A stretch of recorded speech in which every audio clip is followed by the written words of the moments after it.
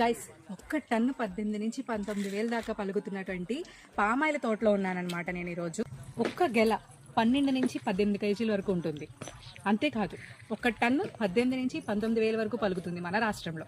ఇదైతే సీజన్ అలా ఏముండదు. జూలై నుంచి ఫిబ్రవరి వరకు చాలా ఎక్కువగా కాపు అనేది దిగుతుంది. మొత్తం ఎవ్రీ టైం కాస్తూనే ఉంటుందన్నమాట. అంతేకాదు, ఒక చెట్టుకి 8 నుంచి 9 గెలల వరకు వస్తూనే ఉంటాయి. సో మీకు అక్కడ కనిపిస్తున్న కాయ వచ్చేసి ఇది చిన్నది.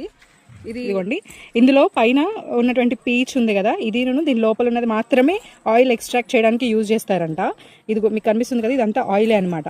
సో ఈ లోపల ఉన్న సీడ్ అనేది ఇక్కడ మనం ఎక్స్ట్రాక్ట్ చేయము, మన రాష్ట్రంలో వేరే దగ్గర ఎక్స్ట్రాక్ట్ చేస్తారనమాట. ఆ సీడ్ ఒక ఆయిల్, ఆ సీడ్ నుంచి వచ్చే ఆయిల్ని మెడిసిన్స్కి యూజ్ చేస్తారంట. ఇది వచ్చేసి తమిళనాడు అటు సైడ్ ఈ సీడ్స్ని ఎక్స్ట్రాక్ట్ చేస్తారంట.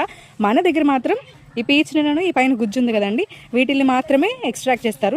ఇదే ఆయిల్ అనమాట. మీకు కనిపిస్తుంది కదా నా ఫింగర్స్కి, ఇదే ఆయిల్ అనమాట.